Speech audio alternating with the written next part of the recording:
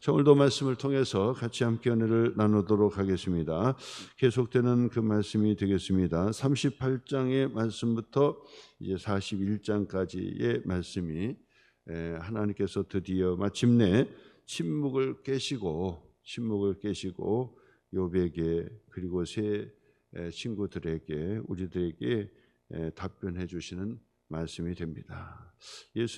하나님께서 말씀을 해주셨다라고 하는 것이 벌써 기적이고, 그것이 바로 내재적인 하나님의 모습을 드러내 주신 것이다, 이렇게 말씀을 드릴 수 있습니다. 하나님이 누구시냐, 두 가지를 같이 우리가 볼 수 있어야 된다, 균형을 맞춰야 된다라고 말씀 주셨습니다. 초월하신 하나님, 전능하신 하나님, 우리를 구원하실 수 있는 하나님, 전능하신 하나님이 초월적인 하나님이시면서도 또한 그분이 벌레만 또 못하고 지렁이만 못한 인간들의 이 생각과 그 마음 속에 찾아오셔서 그리고 대답해 주시고 또 말씀해 주시고 그리고 우리 가운데 함께 해 주신다라고 하는 것이죠. 이것이 바로 내재적 하나님에 대한 이적과 기적의 사건이다라고 볼 수 있는 것입니다. 내재적 하나님이다라고 하는 표현을 뭐라고 하죠? 임마누엘이다 그러잖아요. 임마누엘, 우리와 함께 해주신다. 그래서 예수님이 우리에게 오신 예수님이 바로 임마누엘, 바로 예수 그리스도를 얘기하죠. 임마누엘의 하나님이시다라고 하는 것입니다. 내재적인 하나님이시다는 거죠. 우리 가운데에 함께 해주시기 위해 인간의 몸으로 오셨고, 그리고 말씀해 주시고 응답해 주시고 그리고 감찰해 주시고 우리를 지켜주시는 거죠. 감찰해 주시고 함께 해 주신다라고 하는 것입니다. 이것이 바로 하나님이 우리가 믿는 하나님에 대한 이 균형 잡힌 특징이 된다고 말씀했습니다. 이 두 가지 중에서 한쪽으로만 치우치고 그러면 하나님에 대한 부분들을 우리가 왜곡하기 쉽다 그 말. 초월적인 하나님만을 강조하다 보면은 임마누엘 하신 내재적인 하나님에 대한 인식이 희석될 수밖에 없어요. 그러나 내재적인 하나님만을 우리가 강조하다 보면은 불교처럼 능력이 없는 거죠. 네 스스로 구원해라 그거죠. 모두가 다 부처고 모두가 다 부처라고 한다면 어떻게 우리 스스로를 구원해낼 수가 있겠느냐 그죠? 스스로 해결하라라고 하는 것이죠. 그게 능력이 없다는 얘기죠. 그렇기 때문에 이 두 가지가 항상 드러나야 되는데 오늘 그 욥기서의 그 말씀에서 그것이 드러나는 거야. 일단 침묵을 깨시고 말씀하셨다라고 하는 것이 기적이고 그리고 기도응답이고 바로 우리 가운데 함께해 주시는 하나님의 축복이라는 말씀을 할 수 있습니다. 이제 첫 번째 진술과 함께 두 번째로 이 욥에게 말씀하시는 거 보세요. 2절 말씀이죠. 트집 잡는 자가 전능자와 다투겠느냐. 트집 잡는 자가 전능자와 다투겠느냐라고 말씀하셔요.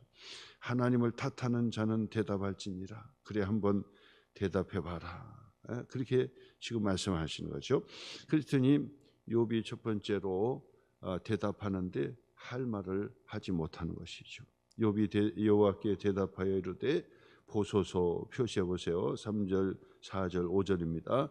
보소서, 나는 비천하오니 무엇이라 주께 대답하리이까. 손으로 내 입을 가릴 뿐이로소이다. 내가 한 번 말하여 싸운즉 다시는 더 대답하지 아니하겠나이다. 하나님께서 침묵하시고 말씀을 안 하시니까 욥이 계속해서 물었죠. 침묵을 깨시고 좀 말이라도 좀 해보세요 하고 이 욥이 기도를 했단 말이에요. 근데 침묵을 깨시고 말씀하시는 하나님께서 욥에게 이제 네가 한번 좀 말해봐라 그랬더니 그제서야 욥이 입에 손으로 입을 가리고 대답하지 못하는 거죠. 전능하신 그 하나님 앞에 어찌 말할 수가 있겠습니까? 그래서 대답하지 못한다라고 하는 것입니다. 자, 그래서 6절 말씀 보니까 표시해 보시고요. 그때에 여호와께서 폭풍우 가운데서 욥에게 일러 말씀하시되, 폭풍우 가운데, 하나님의 임재의 상징이죠. 폭풍우 가운데 욥에게 일러 말씀하시되, 너는 대장부처럼 허리를 묶고 내가 내게 묻겠으니 한번 내가 대답할지라. 내가 한번 대답해 봐라. 하나님께서 욥에게 닥구치게 된 것입니다. 자, 그러면서 침묵을 하고 그 입을 손으로 가려서 말할 수 없는 욥에게 향하여 이제 두 번째 진술로 하나님께서 계속해서 욥에게 질문을 퍼붓기 시작합니다. 네가 의를 세우려고 나를 악하다 하겠느냐? 자신의 의를 세우다 보니까 하나님을 악하다고 그렇게 만들 수 있겠느냐? 그리고 9절 말씀, 내가 하나님처럼 능력이 있느냐? 하나님처럼 천둥 소리를 내겠느냐? 하나님처럼 내가 능력이 있겠느냐라고 또 질문합니다. 그 다음에는 11절 말씀 표시해 보세요. 너는 너의 넘치는 노를 비워라. 진노를 비우라는 거죠. 그것도 따로는 우리가 의분이라고도 할 수 있잖아요. 의분이라고 할 수 있겠지만은, 그러나 하나님 앞에서도 그것도 교만한 모습이 된다라고 하는 것이죠. 그래서 너의 넘치는 노를 비우고 뭐죠? 교만한 자를 발견하여 모두 낮추되 모든 교만한 자를 발견하여 낮아지게 하며, 그러잖아요. 그러니까 이 모든 것들이 하나님의 전능하신 그 하나님이 우리와 함께 해주시는 임마누엘의 그 하나님으로 등장하기 시작하니까 욥은 입을 손으로 가리고 대답할 수가 없게 되었다. 그래서 계속해서 하나님께서 말씀하시는데 15절 말씀 보세요. 이제 소같이 풀을 먹는 베헤못을 볼지라. 베헤못이라고 한번 표시해 보시면은 바로 이것이 어떤 그 짐승인지는 사실 몰라요. 번역을 할 수가 없어요. 그래서 육상 생물 중에서 가장 강력한 상상 속의 짐승이다 그러는데, 바로 이 하마와 같은 그런 건데, 또 하마라고 볼 수는 없겠고, 하여튼 베헤못이라고 하는, 지금은 우리가 알 수도 없는 그런 그 짐승을 얘기하죠.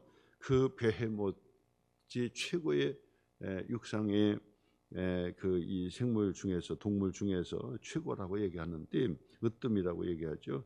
근데 네가 그 베헤못을 다스려 봤느냐, 통치해 봤느냐 라고 하면서 계속해서 욥에게 대답해 봐라라고 하시는 말씀 앞에 욥이 대답을 하지 못하는 바로 그 과정을 말씀을 통해서 우리가 보게 됩니다.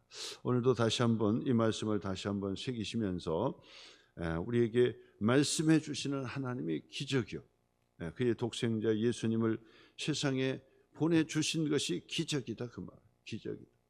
성탄 절기 때만 기뻐하며 메리 크리스마스를 그 인사하는 것이 아니라 365일 매일같이 매 시간마다 메리 크리스마스, 주님을 우리에게 보내주신, 예수님을 우리에게 인간의 몸으로 보내주신 하나님을 찬양하는 거죠. 기쁘다, 주님 오셨습니다. 그리고 우리의 구원의 주가 오셨습니다. 그 예수님이 다시 오십니다 라고 하는 기쁨의 소식을 날마다 시간마다 전해야 되는 것이 바로 우리의 사명이 거기에 있다라고 말씀을 드릴 수 있습니다. 오늘 이 새벽의 시간에도 우리가 하나님 앞에 기도할 수 있는 이유가 바로 여기에 있는 거예요. 우리 하나님께서 응답해 주시고 임마누엘 해 주시고 또 보호해 주시는 하나님의 약속의 축복의 말씀이 있기 때문에, 너는 내게 부르짖으라, 내게 부르짖으라, 내가 내게 응답을 하겠다고 말씀하시고, 구하라, 찾으라, 문을 두드리라, 주님께서 직접 말씀하셨어요. 포도나무장에 요한복음 15장의 그 말씀에서도 내가 너희 안에 있고 내가 너희 안에 거하고 네가 내 안에 있어 네가 무엇이든지 내게 구하면 내가 너에게 좋은 것을 더하여 주시리라고 말씀했어요. 네가 지금까지 내게 아무것도 내게 구하지 아니했으나 이제부터 내 이름으로 내게 구하라. 그러면 내가 시행하리라고도 약속해 주셨어요. 너의 믿음이 겨자씨만한 믿음이 있어서 이 산을 들려 바다 위에 던지우라 해도 그렇게 될 것이고 그보다 더 큰 것도 할 수 있다고 그랬어요. 믿음의 기도를 얘기합니다. 엘리야의 기도, 엘리사의 그 기도도 바로 그 엘리야와 엘리사가 바로 우리와 성정이 같다 그랬어요. 특별한 사람이 아니라는 거였어요. 특별한 사람이 아니라는 거예요. 그가 하나님에 대한 믿음을 확실히 갖고 예수님의 이름으로 나가서 기도하고 부르짖을 때 363년 6개월 동안 비가 내리지 않았을 때 비가 오도록 그렇게 하나님의 기도응답을 받았던 것이고 비가 그쳤던 것도 마찬가지고요. 하나님의 기도응답의 역사가 바로 하나님 앞에 기도했던 그 기도를 통해서 역사가 이루어졌던 것을 보게 됩니다. 그리고 예수님께서 질병을 고쳐주실 때도 내 믿음대로 되라 그 말씀. 내 믿음대로. 놀라운 그 고백이죠. 내 믿음대로 되라고 말씀하십니다. 얼마나 축복입니까? 믿음이 없는 자에게는 크게 역사가 없지만은 믿음 있는 자는 내 믿음대로 되라 하는 그 말씀이 얼마나 충격적입니다. 우리의 믿음으로 구하고 믿음으로 하나님 앞에 나가는 것을 우리가 보게 됩니다. 중풍병자는 자기의 믿음도 없었습니다. 자기의 힘으로 일어나 걸을 수가 없었습니다. 그의 친구들이 들 것을 가지고 떼매 가지고 예수님께 갔습니다.